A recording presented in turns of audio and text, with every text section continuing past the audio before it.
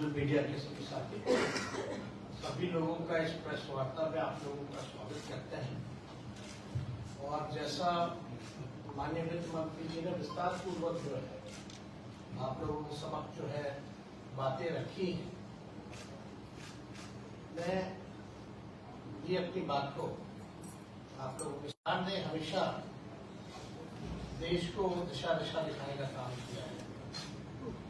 और हम लोगों की शुरू से ही मांग रही है माननीय मुख्यमंत्री जी की, हम सब लोगों की रही थी कि देश भर में जातीय जनगणना होनी चाहिए।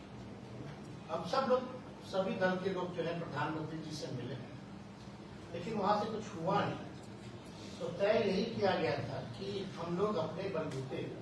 राज्य सरकार जो है कराएंगे। और माननीय मुख्यमंत्री जी को धन्यवाद दिया जाता है कि एक ऐतिहासिक दिन जो 2 अक्टूबर का रहा, जो बापू का जन्मदिन हम लोग मनाते हैं, उस दिन जाति आधारित गणना, जाति की क्या स्थिति है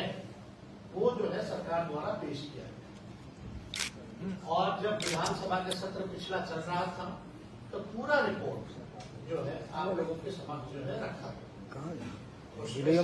भी है, आर्थिक स्थिति भी है, सामाजिक स्थिति भी है।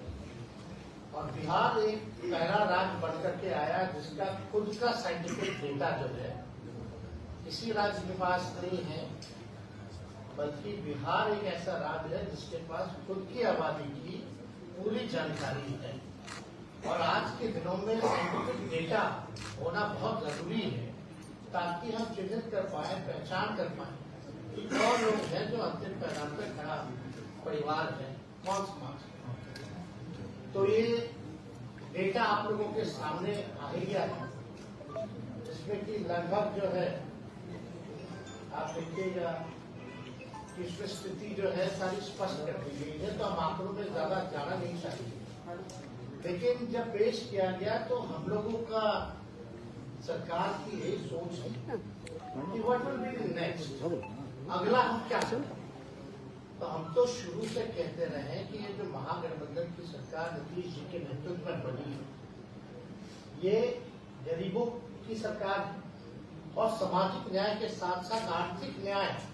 देने वाली सरकार है। और देश में अगर सबसे बड़ा दुश्मन अगर कोई है तो बेरोजगारी और गरीबी है। और हर एक सरकार की कोशिश होनी चाहिए कि बेरोजगारी और गरीबी से हम लोग लड़े। अब जब आंकड़े जब सामने आते हैं और हम लोगों का मानना है और आंकड़ों में भी ये स्पष्ट हो गया है कि हर जाति में जो है गरीबी, चाहे ओबीसी हो, ईबीसी हो, एससी हो, जाति के लोग हैं, उसमें भी जो है गरीबी पाई गई। अब हम लोगों ने तय यही किया और इसमें सर्वसम्मति से सब लोग ने भी, माननीय मुख्यमंत्री जी ने जब प्रस्ताव रखा हाउस में तो सब लोग तैयार हो गए कि बढ़ाना, तो आरक्षण जो है उसको जो है बढ़ाया जाएगा जिस हिसाब का हमको रिपोर्ट आया। उसमें एससी एसटी का भी बढ़ाया गया, उसमें पिछड़ों का भी बढ़ाया गया, ईबीसी का भी बढ़ाया गया। और क्योंकि ईडब्ल्यूएस पहले से ही सामान्य वर्ग के लिए 10% जो तय था वो तो हो ही गया, तो 50% से लगभग 65% जो है कर दिया गया, प्लस जो 10% जो 75% हम लोग जो है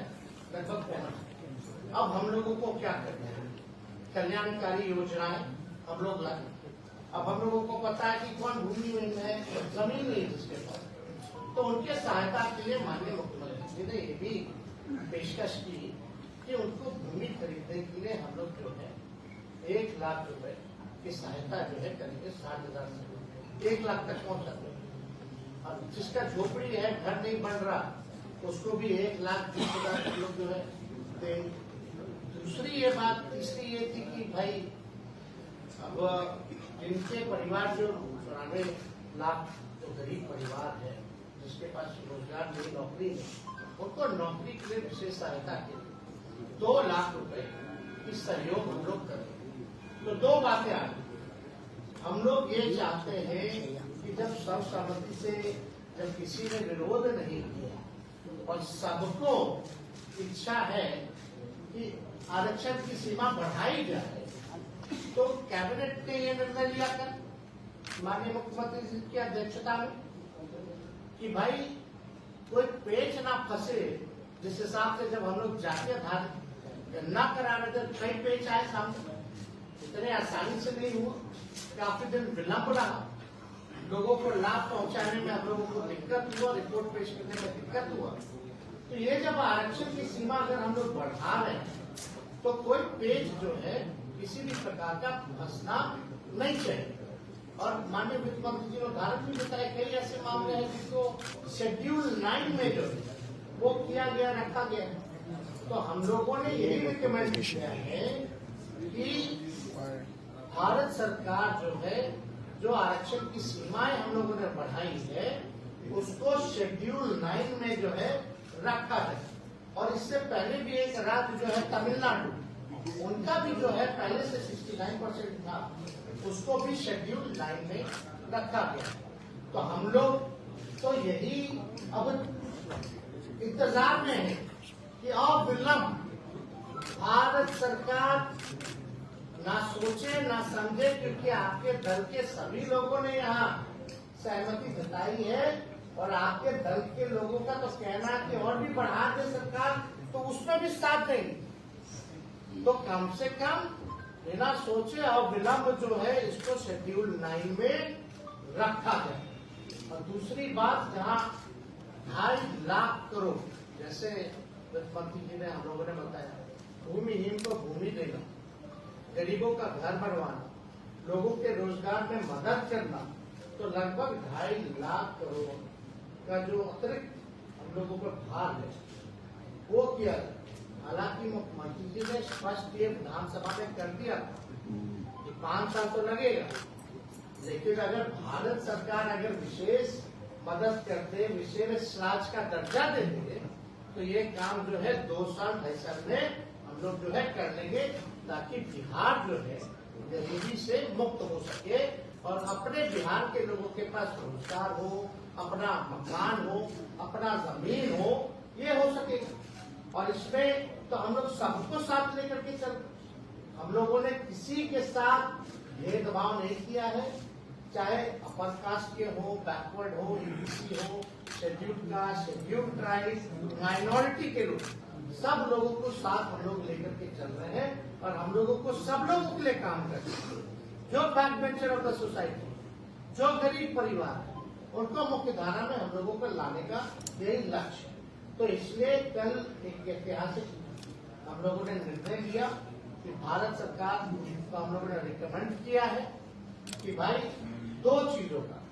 एक तो शेड्यूल 9 में आरक्षण जो बढ़ाया गया उसको डाल दीजिए, और दूसरा बिहार को तो कई बार वादा भी किया गया, हमको जहाँ तक याद है कि प्रधानमंत्री